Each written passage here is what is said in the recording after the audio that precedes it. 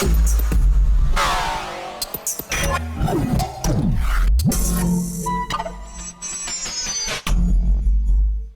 you guys, give it up. This is Majid Jordan. Big round of applause. Thank you for having us. Thank you. We got album talk. We got to have OVO talk. This is their first radio, or one of their first radio interviews, guys. They've never done an interview before.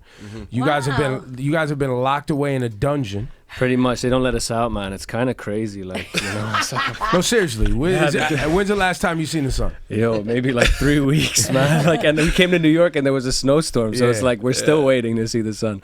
These gentlemen are from where are you guys exactly from? I'm born and raised Toronto. I still live in Toronto. We And both yeah, live in Toronto. Yeah, and I was born and raised in Bahrain. It's a tiny island in the Middle East, but I've been living in Toronto for 7, 8 years now. Yeah. And you guys produce and write a lot of great music. Thank you. Not only for yourself, but for the OVO camp.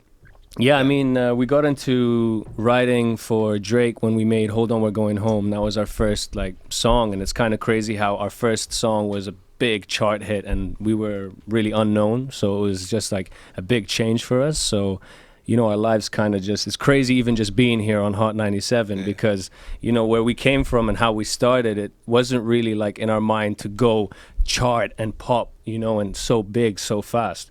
We really just wanted to make music for ourselves that we felt should exist, you know, and so people heard that and they were like, yo, you guys write for yourselves, you should write for us too. And then, you know, one thing led to another now. You But know, how did that relationship start? Like, how did Drake find you? So, I mean, to go to that story, we have to go to like how we met, which is like I met him at my 21st birthday at this bar, and he was underage. His cousin brought him to my birthday. I didn't know him at the time, so he like crashed my birthday. Look at you.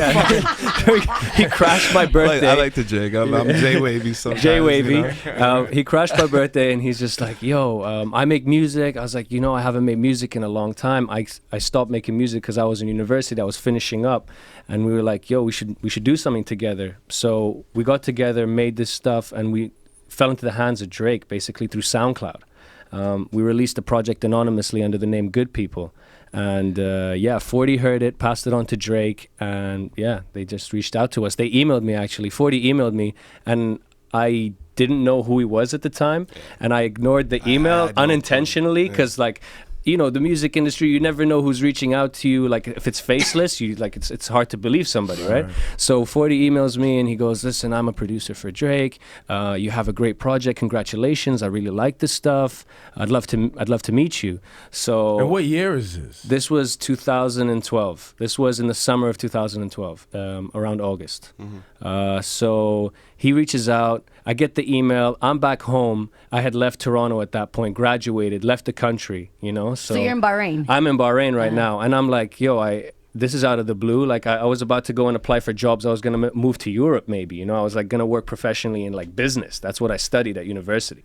So I get this email and I'm like, oh, this is crazy. What is this? I show it to my dad. And my dad's like, okay, I'm gonna check this out. And so I leave the house. I get home. My dad's done a full Google search. He's like, his name is Noah Shabib. He's executive produced Drake's albums. He's a genius. You know, he's very, developed. And you should go meet him. So I was like, all right, cool. I'm gonna get on a plane and go back to Toronto. And yeah, that's it. That's how we met everybody. Yo. Now, did you? I remember like Majid was still back in Bahrain, and like I like Skyped. When I first met 40, I Skyped him and his dad. He had to go meet 40 on our behalf. Dad's just in the back, just like, yes, amazing. I'm like, yo, you got to get your son back to Toronto right now. This is the most important my time dad, of your son's life right now. Like, this opportunity is huge. Like, we couldn't believe it. Yeah, and my dad it happened like that. Yeah, we Skyped, and my dad's just like, okay, good. Go meet him. Go meet Drake. So we just I just flew back, and I met Drake and 40. It was pretty funny. Wow. And so, did they just say straight up, we love this song, we think this would be a great song for Drake? And I know this sounds crazy because of what it did for your guys' life, but for a lot of artists, it's hard to give up a song, even if it's for a big star. If you wrote it and you loved it and you knew it was great. So tell us about that part of it. Well, so the song wasn't something we just had ready and prepared and they heard. It was like we got back to Toronto and they were just starting the beginnings of Nothing Was the Same in 2013. So they basically put us in a studio, and it was like a studio camp almost. There were tents in there. There were like people flying beats. in. Yeah, Make beats. Stay in the dungeon. Don't leave. Like, You cannot leave. Literally Right tense. songs. Literally You can't tell tense. anyone you're working on this project. We met like so many people that we now work with and collaborate with. It Yeah, was just it crazy. was- Like there was actually tents. Yeah, Like, there are tents real in the tents. studio. People were capping it. I Real slept tents in a tent in vocal the booths, studio. everything. Yeah, But it's crazy. So yeah, we're making beats for like a few months, and we eventually get to make "Hold On." I write the words over a beat that's produced by this guy Paul Jeffries, really talented producer, goes by 1985. He also produced Hotline Bling, and it was like R&B, slow, jammy. You know what I mean? Jordan heard the idea, loved the melodies and the words, and was like, okay, I can speed this up and like give it that like 4 on the floor almost feeling, like beef it up a little bit. So we did. And then we put it on a USB for Drake to drive home to one night. He drove home. We showed up the next day, and he had tracked it. And they're like, "We love this song.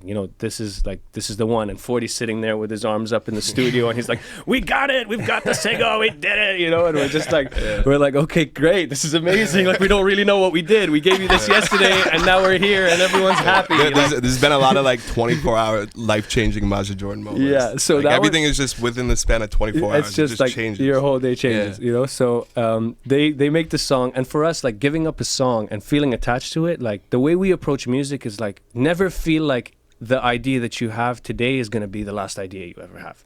Like there's always look forward to the next idea that you're going to have and learn from the ideas that you've had previously. So it's all about building on that, really. Yeah. Do you ever? But it doesn't sound like you ever are in the studio with Drake at the same time. Like, well, is that ever a part of the relationship? And during that period of time, we were with Drake almost every day in the studio. God. Yeah, there were different rooms, and like we would hover around different rooms and go into 40's room. He was tracking Drake. Jordan and me and Travis, our engineer, was tracking me. 1985 was in one so room. everywhere, There was everywhere, everyone was in a everywhere. little zone. So depending on the project, it depends on like how close we are working with Drake. But like now that our career is beginning and we have a busy schedule. Like Jordan just got this update on his phone. 112 things have just been updated in our calendar. Yeah. So we're moving around a lot. It's a few things. I can only imagine how much Drake is moving around a lot. So when we are in the same place together, we get to work together. But otherwise, we've got all these drop boxes and emails and all that stuff. So that's pretty much how we're moving right now. So tight. Majid Jordan, you guys have a project about to drop, right? Yes, What's that's the right. name of it? Yeah, it's called Self-titled, yeah. Self-titled Majid Jordan. And you already have an EP that's been out for how long now? A year and a half, I think. What's Yeah. it like? What's it called? It's called A Place Like This. A Place Like This. And it's basically like the name is sort of like defining where we were at the time of our life, like in our career, like a place like this. It's hard to describe. We're not really making an album yet, but we've had this huge hit single with another artist. It's a very like unique place. So it was just like Scotty Beam loves it. This young lady over here thank won't you, stop Scott. talking about Thank you guys. you. Thank I you almost so much. uninvited you guys because she wouldn't stop talking about it. So I was like, I don't want to, if she doesn't stop. Yo, it's a good thing Mr. Morgan. He got us in the that building. Morgan. I got a key card. Yeah. So now this Majid Jordan project, you have a feature with Drake that's already been out. You have a couple of other records, but this was it. Something About You is the current single. That's starting to Something really take- About You. Yeah. So that came about when we were in LA. We worked with Delangelo. Yeah. I mean, Jordan can like. Yeah, we've been working with like we said, like a bunch of producers, mainly like 1985, Elangelo, basically those two guys like on this like LP. That's coming out. out. We worked with Elangelo on My Love, Something About You, Learn From Each Other, a few records, and we just basically within that month of being in LA formed the album with these other producers. Yeah, and Something About You was like Something that About You one was that the one really that we like just we knew. took home Yeah. to Toronto, showed 40, Oliver, and Drake, and they were all like, "Yo, we love this song. We keep playing it." So it was like a natural. And is that the process you guys create, and then you kind of take it to the OVO team to we make sure it's all on brand? Yeah, so like OVO, like the way we work, it's very much like we respect like 40 and Drake and Oliver and their their knowledge and the industry, So like if you take something to 40, like he knew Hold On was a hit before we knew it was a hit. So Right. that's like for us like an eye opener. Now we know through just experience and making music, for years. But yeah, we take stuff to them, and if it connects with them, then we feel like it can connect with more people. So how does it work? You create a song like Hold On, right? And it's a huge hit, and then I could imagine other big artists must have reached out to you, be like, hey, and just start knocking on your door and asking for you guys to do stuff like that. I mean, like I feel like we like to keep it in house. You know, there's so much talent that we're already working with. In that one building, like all those producers and like the team that we have. So you've definitely turned down some big names. It's almost like like a vertically integrated company. Like everything you can do like in house. You know, it's crazy. So it's not like we're not working with anyone who's hitting us up. It's just that like we have so much work that we're doing ourselves. We have like so much work that the producers around us are doing, and I believe even that we're like a product of a great city like Toronto. It's young, it's vibrant, it's experimental, it's open-minded. You know, and people there, you're young and that's it. You know, young people are young people. It doesn't matter what you do, where you're from, who you are. You know, it's like that real, just like, you know, we have that drive. So it's like people are hitting us up around the world, and it's like, people are hitting us up in the city. You know, there are young people in the city that we're trying to develop too. I mean, hell, you guys got politicians jumping into Drake Meek Mill beef. What's your man's name? He's jumping up. What's that dude's name again? What's his name? Six Dad, Norm Kelly. Norm Kelly. Norm Kelly follows me. Shout out Norm Kelly. Yo, Norm Kelly followed Jordan, didn't follow me. Norm Kelly, what's up with that? Yo, it's beef. You want beef? Yo, now it's another beef. Yo, Six Norm, Dad. Yo, Norm, we got an L for you, my Norm G. is gonna hand him an L. He's gonna tweet you an L. No, please, no. It's not out of a place like that. It's just like follow your boy. But so wait, what does Norm do? What does he do? He's a city councilor. So Okay. I don't know if you've seen that building in Toronto. It's like that, like curved, like it's like a landmark in Toronto. So he works in that building. I don't know exactly what he does day to day, but he's good at social media. I'll tell you one thing about Toronto politicians. They appear to be a special breed. Well, the mayor was the crack mayor. Remember? Yeah, that's what I was implying. Yeah, What's his name?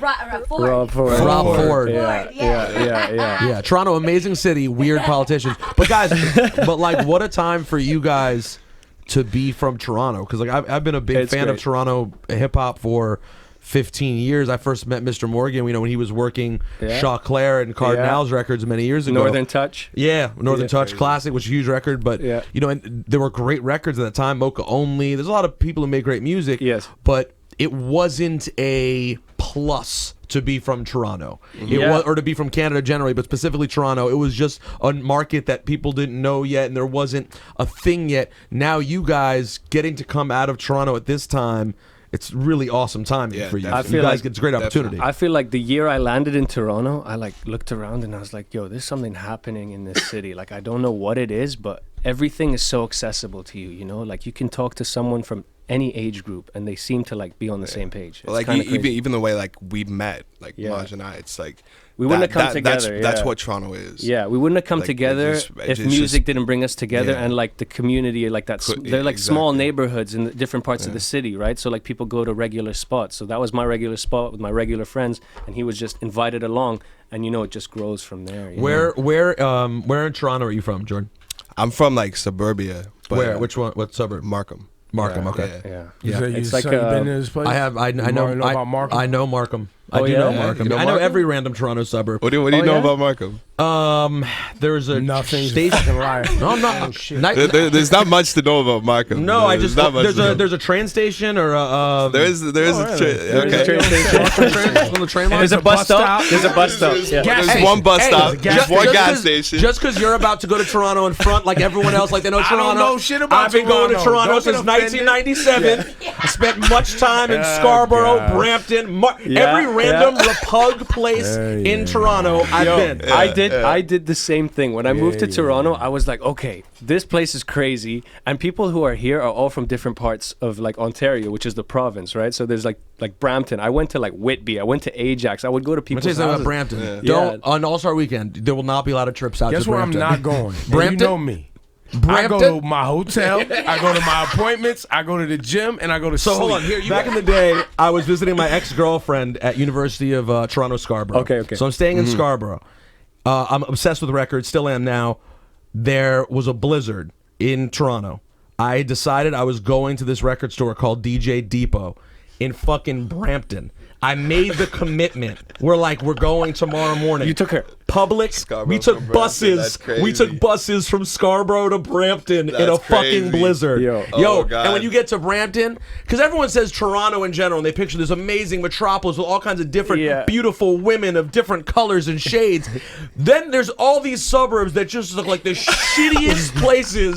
Like it looks like Scranton. You know what I'm saying? It looks like. Well, the I beginning of the mean, office. that was also like 21 years ago. No, Yeah, I mean, yeah, like, yeah. come on, Oh, like Toronto's they really riding for their improved over city now. 21 years. They riding for their city. How's now. Brampton? Has Yo, Brampton Brampton's changed? That is crazy. Brampton is changing. We've actually got the mayor of still- Brampton here yeah. today, Travi Trav, our boy. You're the mayor of Right Brampton? there. Yo, He's it's the the mayor of mayor of Brampton. Brampton. Is that your rap name? Mayor of Brampton? No, that's what I call him now, starting I today. can't deal. I can't take it. Yeah, no, it does look like Siberia in the winter, though. There's and, some Siberia. And I was, in my first year, I didn't know how cold it got. Like, I showed up, so Bahrain is it's a warm country, so I got shorts and flip-flops. That's all I put in my suitcase. That's it. Like, I've got like board shorts. So I'm going and it gets freezing and school's out. They close all the dorms. So I got to get a flight back to Bahrain. I got to fly home and see my family. And it's a blizzard on the night that they closed the dorms. I couldn't get a cab anywhere. I've got this suitcase. I'm carrying it over my head. And I had to walk like 8 blocks. I walked down like Charles all the way down Yonge Street trying to get a cab to go home. And it's crazy. So like, By the way, you don't have to keep saying Bahrain like no one's heard of it. You act like it's like a country that that Americans never even heard of. I don't know. It's People know small. Bahrain, Yo. right? I mean, I do. I don't know about everybody else. Some people don't even have a passport watching this right now. Ladies and gentlemen. Okay, sorry. What You're are you talking about, man? I've heard. I didn't know very much about it. We but didn't I know you know about Brampton. Well, You went on your how whole dare Brampton you. tirade like we were I had supposed to to- know that you was Because I had to repping have some- T-Dot. I need to have some Toronto All of a sudden, cloth you're the talk. sixth god. But that's why I had to have the cloth talk, because Fucking Toronto's God. gotten so trendy, and I'm just saying there were those of us Listen, who were bro, hanging it's out at cool, tracks man. and play the It's record cool. Toronto hip hop scene 20 years ago. Don't fucking question me, hip hop. Calm various down. internet trolls. Yo, calm down. If you could just get a conversation with Drake, you wouldn't feel all this angst. I can't. Ask Lee or Get an Morgan. OVO sweatshirt. He's you be upset good. because Drake won't return any of his DMs or his text Oh, messages. really? No, Drake stopped talking to me 100%. Actually, hey Drake, what up? Because he'll probably watch this video. It's the closest I'm gonna get to have a conversation. What do you want to ask him? Why you stopped responding to me altogether? I was always very supportive of you. I made one joke. I think it was one joke about his old album. It Were you was a great joke. were too, you by the way. supportive or were you being calm annoying? down, look Were you at being you. annoying? No. Were you being annoying? He's Rosenberg. Of course he was being annoying. No, artists are sensitive. I made an incredible, well-timed Twitter joke. It was really well done. It got reposted by like 7 different places. I'm sure people hit him up like, yo, your boy Rosenberg, with more of a Canadian accent. Someone was like, yo, your boy Rosenberg saying crazy shit though. and Drake was probably like, what? He probably never even saw it. And then he just got weird. And so yes, I am up in my feelings. Yeah. Yeah. And everyone, Hey, can you guys get him an OVO sweatshirt? I don't want a sweatshirt. I don't want a sweatshirt. I want friendship. Will you guys take him? Hey, Mayor of Brampton, Very will you take him valid to point. is the record store still there? Yeah, it is. All right, take him.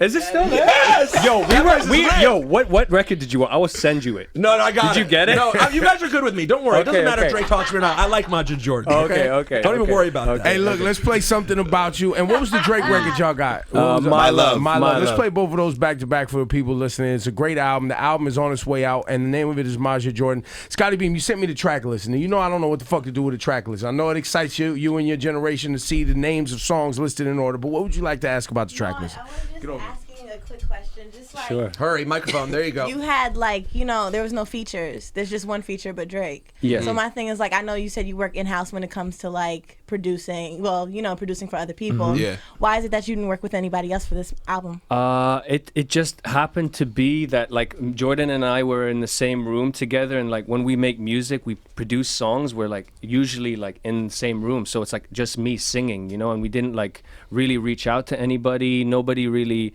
reached out to us like aggressively, in the Right. point that like I really want to work with you. I really want to work with you, and we just thought it would be It's like the first project. It should be as true to us. Right. Yeah. Are Features there that make people- sense. And Yeah, features that make sense, like yeah, a like Drake I would feature love, ought to make I would sense, love to but, collaborate with people, but like I'm also all about meeting people naturally. Yeah.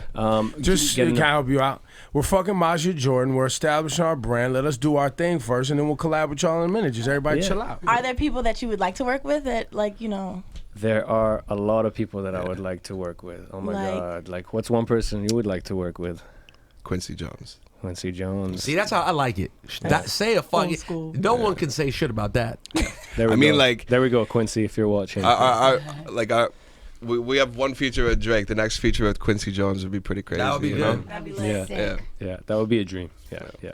Majid Jordan, y'all, give it up for him. Yay. You're gonna be hearing from him. The music's great. Check it out right now.